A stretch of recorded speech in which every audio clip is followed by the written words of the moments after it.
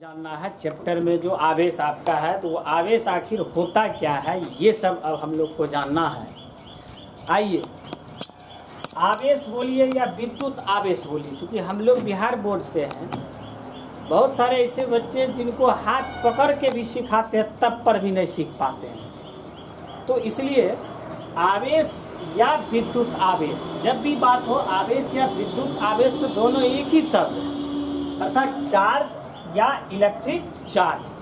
तो आवेश जो है, इस आवेश के बारे में सबसे पहले किस शख्स ने बीज बोया?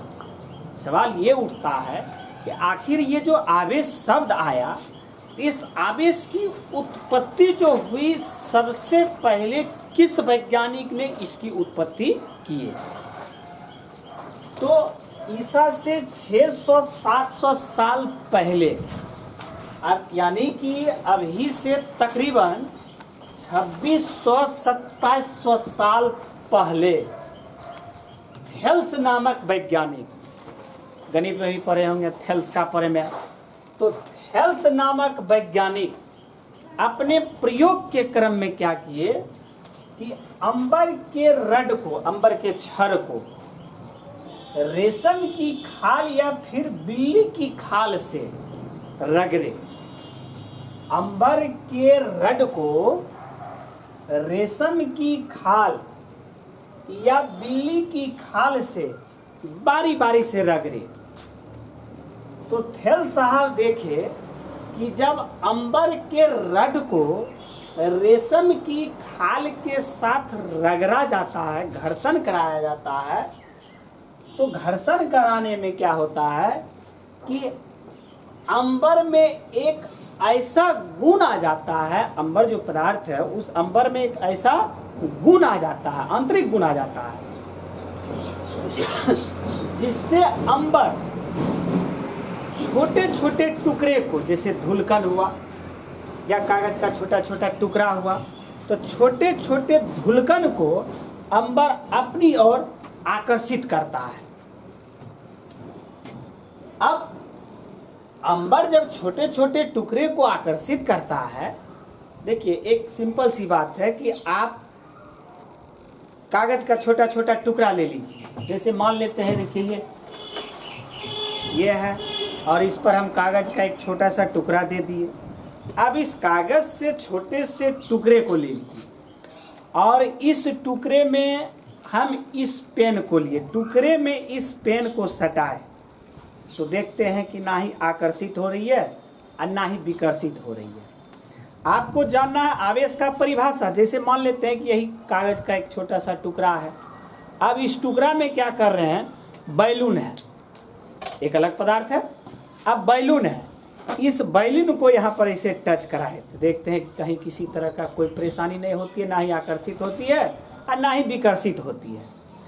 तो थेल्स नामक वैज्ञानिक क्या किए कि अंबर के रड में जब रेशम की खाल को रगड़े, तो रगड़ने के बाद देखे कि अंबर में एक विशेष प्रकार का गुण आ जाता है। कैसा गुण आता है? जो विशेष प्रकार का गुण आता है, आखिर वो गुण कैसा है, कौन सा, उसमें ऐसा क्या गुण आ जाता है?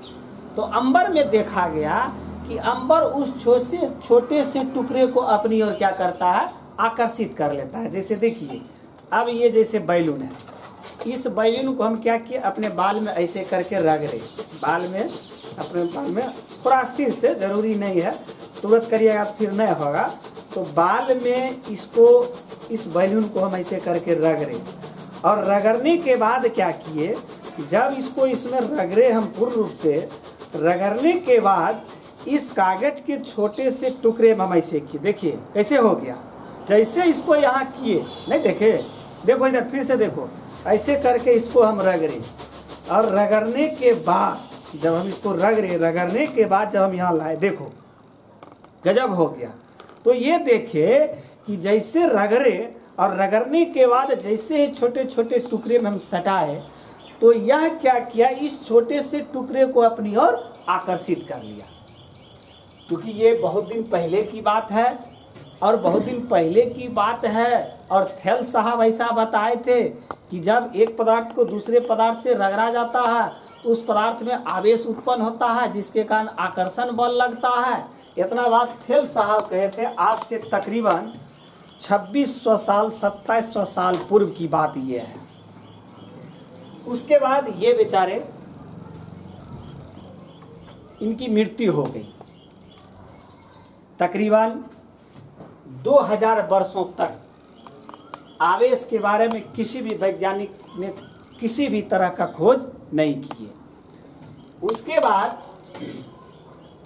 1600 ईस्वी में डॉक्टर गिलबर्ट नामक वैज्ञानिक, जो एलिजाबेथ से संबंध रखते हैं, हालांकि इसकी चर्चा हम लोग ज़्यादा नहीं करेंगे, फिलहाल हम लोग को जानना है कि आवेश क्या होता है। इसी में आवेश का परिभाषा, अभी जो आप देख रहे हैं, इसी सब में ये आवेश का इतिहास हुआ, हिस्ट्री ऑफ चार्ज। आखिर चार्ज के बारे में किसने क्या कहा। तो 1600 ईस्वी में डॉक्टर गिलबर्ट, जो एलिजाबेथ से संबंध रखते थे, उनका क्या कहना हुआ आवेश के बारे में। जब थेल साहब ऊपर चले गए, फिर जाना तो जो आए हैं तो उनको तो जाना है ही है, ऐसा थोड़ी है कि थेल से साहब गए, कभी ना कभी आपको भी जाना है, कभी ना कभी हमें भी जाना है। तो डॉक्टर गिलबर्ट नामक वैज्ञानिक क्या किए, उनका क्या कहना था आवेश के संबंध में। उनका कहना था कि थेल साहब, जैसे आप अंबर के रड को रेशम की खाल से रगड़े तो आकर्षण बल उत्पन्न हुआ, ठीक उसी प्रकार अंबर की ही भांति, अंबर के ही तरह ये जो शीशा है, चमड़ा है, गंधक है, एवोनाइट है और लाख, जब इन सारे पदार्थ को रगड़ते हैं तो इसमें भी इसी प्रकार का गुण आ जाता है। थेल साहब बस इतना कह के गए थे, अंबर के रड को रेशम की खाल से रगड़ते हैं तो एक अंबर में एक विशेष प्रकार का गुण आता है, जिससे क्या होता है कि ये दोनों एक दूसरे को क्या करने लगता है, आकर्षित करने लगता है। इतने कह के वो बेचारे चले गए। उसके बाद 1600 ईस्वी में डॉक्टर गिलबर्ट नामक वैज्ञानिक आए। इनका कहना था कि थेल साहब, सिर्फ इसमें ही ऐसा नहीं होता, इसी तरह से जिस तरह से अंबर में रेशम को रगड़ने से ऐसा होता है, इसी प्रकार से अंबर के ही भांति जब शीशा, चमड़ा, गंधक, एवोनाइट और लाख से भी रगड़ा जाता है तो उसमें भी आकर्षण का गुण आ जाता है। चलिए, इसके बाद आवेश के बारे में और कौन से व्यक्ति थे और किसने क्या कहा।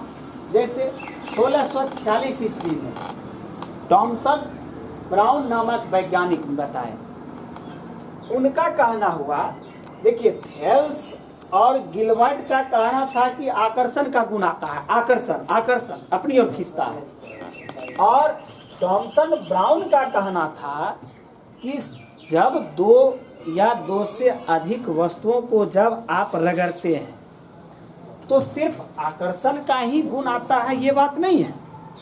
आकर्षण के साथ साथ जो आकर्षण का गुण होता है, उस आकर्षण के साथ साथ विकर्षण का भी गुण आता है। ये कहना था थॉमसन ब्राउन साहब। थॉमसन ब्राउन साहब बोले कि जब दो पिंड को आप रगड़ते हैं तो रगड़ने से सिर्फ आकर्षण का ही बल उत्पन्न होता है, वस्तु को आकर्षित ही करता है, यही बात नहीं है। आकर्षण के साथ साथ विकर्षण का भी गुण उत्पन्न होता है। जो वस्तु आप आकर्षित करवा रहे हैं, उस आकर्षण के साथ साथ उस दो वस्तु में विकर्षण का भी गुण आता है, ऐसा कहना था थॉमसन ब्राउन साहब का। थॉमसन ब्राउन साहब ने आकर्षण और विकर्षण के गुण को बताए, तो इसी आकर्षण या विकर्षण के गुण को ये नाम दिए इलेक्ट्रिसिटी। इलेक्ट्रिसिटी शब्द जो आया वह थॉमसन ब्राउन साहब ने दी। इनका कहना था कि किसी भी पिंड में जो आकर्षण या विकर्षण का जो गुण होता है, इसी गुण को ये नाम दिए कि इलेक्ट्रिसिटी, जैसे विद्युतमय पदार्थ। चलिए, इसके बाद अब तो बहुत कुछ आवेश समझ में आ गया होगा कि आवेश क्या है। आप अभी तक देख रहे हैं, या तो आकर्षित करता है या विकर्षित करता है। आइए, 1750 ईस्वी में बेंजामिन फ्रैंकलिन, जो अमेरिका के रहने वाले थे, तो 1750 ईस्वी में बेंजामिन फ्रैंकलिन जो अमेरिका के रहने वाले थे, इनका क्या कहना था? इनका कहना था कि दो वस्तुओं में रगड़ने के बाद, दो वस्तु है और उस दोनों वस्तु का आप रगड़े, तो दो वस्तुओं में रगड़ने के बाद जो आकर्षण या विकर्षण का गुण आता है उसे ही हम आवेश कहते हैं। इनका कहना था कि जो आप दो या दो से अधिक वस्तुओं को जो रगड़ते हैं, इस रगड़ने के बाद जो आकर्षण या विकर्षण का जो गुण आता है उसी गुण को आवेश कहते हैं। इस आधार पर बेंजामिन फ्रैंकलिन, एक चीज मैं आप सबको बता देता हूं, बेंजामिन फ्रैंकलिन रियल हीरो थे। आवेश के बारे में और सब तो जो बोले बोले, लेकिन आवेश का यदि जनक कहा जाए तो वो बेंजामिन फ्रैंकलिन साहब थे। बेंजामिन फ्रैंकलिन साहब महान वैज्ञानिक थे, महान आत्मा थे, महान शख्स थे। इतना ही नहीं, ये यहाँ तक बताए थे, बहुत अध्ययन किए, काफ़ी इस पर ये प्रयोग किए, काफ़ी लंबा प्रयोग किए। प्रयोग करने के बाद इन्हीं का सबसे पहले कहना था कि आवेश जो होते हैं वह दो प्रकार के होते हैं। कितने प्रकार के होते हैं? आवेश दो प्रकार के होते हैं। आवेश दो प्रकार के होते हैं, एक को कहते हैं धनात्मक आवेश और दूसरे को कहते हैं ऋणात्मक आवेश। एक को क्या कहते हैं? धनात्मक आवेश, दूसरे को कहते हैं ऋणात्मक आवेश। धनात्मक आवेश मतलब धनायन, और धनायन मतलब कैटायन। आप धनात्मक आवेश कहिए, धनायन कहिए या कैटायन कहिए। और इसका जो दूसरा भाग है वह है ऋणात्मक आवेश, ऋणात्मक निगेटिव चार्ज या ऋणायन या एनायन। तो इनका कहना था कि समान आवेश यदि है, जैसे प्लस प्लस समान आवेश हुआ, माइनस माइनस समान आवेश हुआ, तो समान आवेश में प्रतिकर्षण बल लगता है, रिपल्सिव फोर्स। और यदि आवेश की प्रकृति असमान है, असमान, यदि आवेश की प्रकृति क्या है? असमान है, अलग अलग है, जैसे प्लस है माइनस है, धन आवेश है ऋण आवेश है, ऋण आवेश है धन आवेश है, जैसे धन आवेश है ऋण आवेश है वहाँ आकर्षण बल लगेगा, ऋण आवेश है धन आवेश है वहाँ आकर्षण बल लगेगा। मतलब असमान आवेश की प्रकृति है तो वहाँ पर आकर्षण बल लगता है, और यदि आवेश की प्रकृति समान है तो वहाँ पर प्रतिकर्षण बल लगता है। हमको लगता है कि अब आप आवेश का परिभाषा समझ गए होंगे, आवेश का परिभाषा समझ गए होंगे। देखिए और हम एग्जाम्पल दे रहे हैं, कॉपी कलम निकाल के रखिए। देखिए एग्जाम्पल क्या दे रहे हैं, जैसे कांच की एक छड़ को लिए और रेशम के कपड़े को लिए, जब इस दोनों को एक दूसरे से रगड़े, एक दूसरे से क्या किए? रगड़े, तो होता क्या है? कांच की छड़ से इलेक्ट्रॉन स्थानांतरित हो करके रेशम के कपड़े पर चले जाते हैं। तो ये हो जाते हैं पॉजिटिव और ये हो जाते हैं निगेटिव। मतलब इस पर धन आवेश आ जाता है, इस पर ऋण आवेश आ जाता है।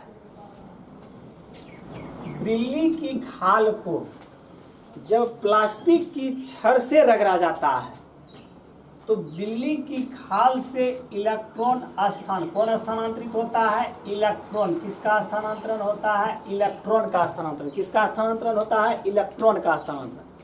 तो बिल्ली की खाल से इलेक्ट्रॉन का स्थानांतरण होता है और बिल्ली की खाल से इलेक्ट्रॉन आ जाता है प्लास्टिक की छड़ पर, जिससे प्लास्टिक की छड़ ऋणावेशित हो जाती है, निगेटिव चार्ज हो जाता है। बिल्ली की खाल धनावेशित हो जाते हैं, पॉजिटिव चार्ज।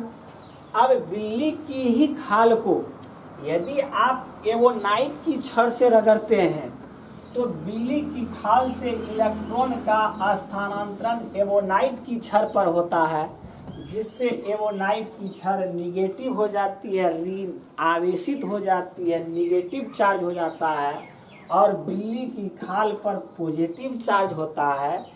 यदि ऊनी कपड़ा को यदि आप एम्बर से रगड़ते हैं, ऊनी की कपड़ा को यदि आप एवोनाइट से रगड़ते हैं, ऊनी के कपड़ा को यदि आप प्लास्टिक से रगड़ते हैं, ऊनी के कपड़ा को यदि आप रबर से रगड़ते हैं, तो देखा ये गया कि यहाँ से इलेक्ट्रॉन स्थानांतरित होके ऊन से इलेक्ट्रॉन एम्बर पर आता है। यहाँ पर किसका स्थानांतरण होता है?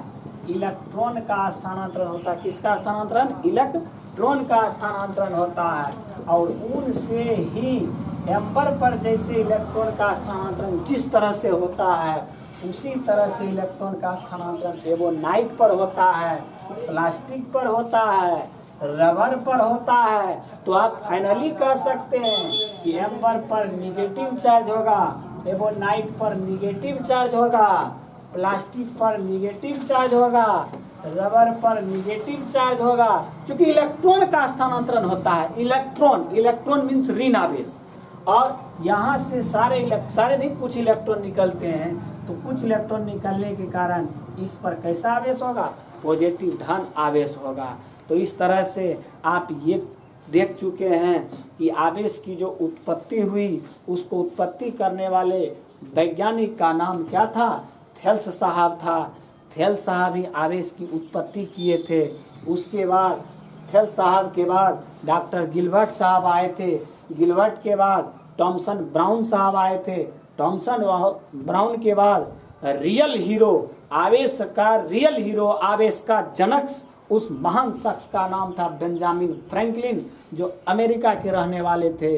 इन्होंने ही आवेश को कई भागों में बांटा। तो अभी तक आप ये देखें कि या तो वस्तु को आकर्षित करता है या वस्तु को विकर्षित करता है। अब कुछ बच्चे ऐसे हैं जो कह रहे हैं कि सर आप छोड़ दीजिए, आवेश को हम परिभाषित कर लेंगे, आवेश का परिभाषा हम दे देंगे, घबराओ नहीं, पहले हमको एक एक चीज़ को बारीकी से बतलाने दो। क्योंकि क्लास में जितना पढ़ाई होता है वो उस तरह का पढ़ाई हमको आपके घरों तक पहुंचाना है, इसलिए थोड़ा मेहनत करने दो। बहुत कठिनाई के साथ समय निकाल के आना पड़ता है आप लोगों के लिए, ताकि आप लोग का पढ़ाई बाधित नहीं हो। तो आइए अब हम लोग जानना चाहते हैं आखिर आवेश या विद्युत आवेश होता क्या है, किसे आवेश या विद्युत आवेश कहते हैं। इतना प्रैक्टिकल करने के बाद आप इतना जरूर कह सकते हैं कि आवेश किसी भी वस्तु का वह आंतरिक गुण है। आवेश किसी भी वस्तु का एक कैसा गुण है? आंतरिक गुण है, जो या तो आकर्षण बल उत्पन्न करता है या विकर्षण बल उत्पन्न करता है। या तो वस्तु को आकर्षित करता है या तो वस्तु को विकर्षित करता है। तो आकर्षण या विकर्षण, या तो आकर्षण का गुण या तो विकर्षण का गुण। आकर्षण मतलब अपनी ओर खींचना, और विकर्षण मतलब अपने से दूर भेजना। जैसे आप देखें, एक धन आवेश और दूसरा क्या था? धन आवेश। तो ये धन आवेश है, दोनों आवेश की प्रकृति समान है। इस समान प्रकृति में कैसा बल लगता है? विकर्षण बल। तो ये एक दूसरे को विकर्षित, ये इधर भागेगा, ये इधर भागेगा, कौन बल लगा? आखिर भाई बल तो लगा, तो कौन सा बल भाई? विकर्षण बल लगा। जैसे यहाँ माइनस लिए, यहाँ माइनस लिए, तो दोनों में भी कैसा बल लगा? विकर्षण बल लगा। तो आकर्षण बल लगे या विकर्षण बल लगे। जैसे यहाँ प्लस धन आवेश लिए, यहाँ माइनस ऋण आवेश लिए। अब इस दोनों में कैसा गुण? आकर्षण गुण। आखिर ये दोनों एक दूसरे को क्या कर रहा? आकर्षित कर रहा। जैसे यहाँ माइनस लिए, यहाँ प्लस लिए, ये दोनों एक दूसरे को क्या कर रहा? आकर्षित कर रहा। तो समान आवेश में विकर्षण, समान आवेश में विकर्षण, फिर से बोलो, समान आवेश में विकर्षण बल, समान आवेश में विकर्षण बल। धन आवेश में विकर्षण, ऋण आवेश में विकर्षण, धन आवेश ऋण आवेश में आकर्षण, ऋण आवेश धन आवेश में आकर्षण। तो आवेश को पूर्ण रूप से यदि परिभाषित करना, कॉपी कलम निकालिए और लिखिए आवेश। आखिर आवेश होता क्या? लिखिए आवेश क्या होता है। आवेश किसी भी वस्तु का वह आंतरिक गुण है। आवेश किसी भी वस्तु का वह आंतरिक गुण है जो या तो आकर्षण बल उत्पन्न करता है या तो आकर्षण बल उत्पन्न करता है या विकर्षण गुण उत्पन्न करता है। अर्थात लिखे, जल्दी लिखिए, थोड़ा साइड हो जाए, लिखिए लिखिए आकर्षण, लिखिए आवेश, किसी भी वस्तु का वह आंतरिक गुण, किसी भी वस्तु का वह आंतरिक गुण जो एक प्रकार का आकर्षण बल उत्पन्न करे या विकर्षण बल उत्पन्न करे।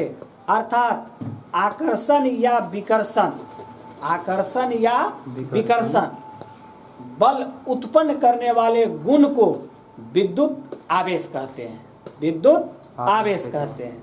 इतना समझ गए? और मतलब अब आप लोग दौड़ने लगे ना, मतलब अब जो है सो इसका ज़्यादा परिभाषा देने की आवश्यकता नहीं है। आइए हम आवेश को, चूंकि हम बोले थे, वादा किए थे कि आपको एकदम एक एक चीज बताया जाएगा, तो एक एक चीज बताया जाएगा तो और हम आवेश के बारे में जानकारी प्राप्त करते हैं, और आवेश किसको कहते हैं और आवेश को हम किस तरह से परिभाषित कर सकते हैं। एक छोटा सा एग्जांपल आप मेरा देखिए, जैसे आप 10th में पढ़े होंगे I = Q/T, 10वां में पढ़े होंगे I = Q/T करंट चैप्टर में। तो I = Q/T में यदि हमको Q निकालना होगा तो I × T, मतलब Q बराबर क्या लिख देंगे, I × T। Q बराबर क्या लिख देंगे, I × T, जिसमें Q बराबर जो आप I × T लिख रहे हैं, तो Q क्या है, आवेश का परिमाण। Q क्या है, आवेश। आवेश को Q से सूचित करते हैं। फिलहाल आप इतना जानिए कि आवेश को किससे सूचित करते हैं, Q से। विद्युत धारा को I से और समय को T से। तो ये जो आपका Q I ×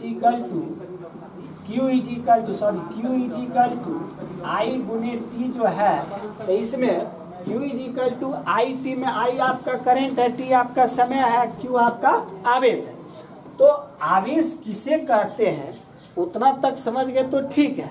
सिर्फ आकर्षण विकर्षण बल उत्पन्न करता उसे आवेश कहते हैं, इतना तक समझ गए तो ठीक है। नहीं समझे तो फिर से समझिए, बार बार समझिए। जैसा हम पहले बोल चुके, डीपली पढ़ना है, कहीं किसी भी एंगल से कुछ भी चीज छूटना नहीं चाहिए, चाहे जितना मेहनत करना पड़े। आइए Q = I × T में ये जो Q है, Q = IT, आप कह सकते हैं कि विद्युत धारा, क्या कह सकते हैं कि विद्युत धारा, विद्युत धारा, और T मतलब समय, मतलब विद्युत धारा और समय, इस दोनों के गुणनफल को, किस चीज को, गुणनफल को विद्युत धारा। फिर से देखो, विद्युत धारा और समय, देखिए आप ही के लिए कह रहे हैं, ऐसे नहीं याद होगा तो वैसे, विद्युत धारा और समय और इस दोनों के गुणनफल को भी क्या कहते हैं, विद्युत आवेश कहते हैं। क्या कहते हैं, विद्युत आवेश कहते हैं। तो विद्युत आवेश क्या कहता है, क्लियर हो जाएगा। विद्युत आवेश किसको कहते हैं, किसको कहते हैं, बोलो, आप बोलो, विद्युत आवेश किसको कहते हैं। हाँ ठीक, एकदम ठीक, विद्युत धारा और समय के गुणनफल को विद्युत आवेश कहते हैं। चलिए इतना तक जानते हैं तो ठीक है। आगे आप ये भी देखे होंगे Q = formula NE, Q = formula NE, जिसमें Q क्या है, आवेश है, N क्या है, कुल इलेक्ट्रॉनों की संख्या है, E क्या है, एक इलेक्ट्रॉन पर आवेश का मान है। आइए Q = NE में Q, तो N हुआ कुल इलेक्ट्रॉनों की संख्या। तो आप ऐसा भी कह सकते हैं कि कुल इलेक्ट्रॉनों की संख्या, कुल इलेक्ट्रॉनों की संख्या, किसी भी पिंड पर कुल इलेक्ट्रॉनों की संख्या और एक इलेक्ट्रॉन पर आवेश के न्यूनतम मान के गुणनफल को, किसी पिंड पर कुल इलेक्ट्रॉनों की संख्या और एक इलेक्ट्रॉन पर आवेश के न्यूनतम मान के गुणनफल को विद्युत आवेश कहते हैं। अब बहुत ज़्यादा हो गया, समझ गया, क्लियर है। चलो क्लियर है तो कोई दिक्कत नहीं है। इस तरह से आप ये कह सकते हैं कि किसी पिंड पर कुल इलेक्ट्रॉनों की संख्या और एक इलेक्ट्रॉन पर आवेश का जो न्यूनतम मान होता है जिसको ई से सूचित करते हैं, तो कुल इलेक्ट्रॉनों की संख्या और एक इलेक्ट्रॉन पर आवेश के न्यूनतम मान के गुणनफल को विद्युत आवेश कहते हैं, जिसे क्यू से सूचित करते हैं। अब आइए, अब तो आप आवेश क्लियर जान चुके हैं, अब कहीं किसी तरह का परेशानी नहीं है। तो अब आपको जानना है कि भाई आखिर ये जो आवेश है, इस आवेश को किससे प्रदर्शित करते हैं, इसका मात्रक वगैरह क्या होता है, न्यूमेरिकल जब बनाते हैं तो वहाँ किसे किस तरह से यूज किया जाता है। तो आइए अब हम इसका मात्रक संबंधी पॉइंट पर आते हैं, मतलब आवेश से संबंधित और बहुत सारी बातें हम लोग करेंगे। बस आप लोग लाइक कमेंट शेयर करना ना भूलें।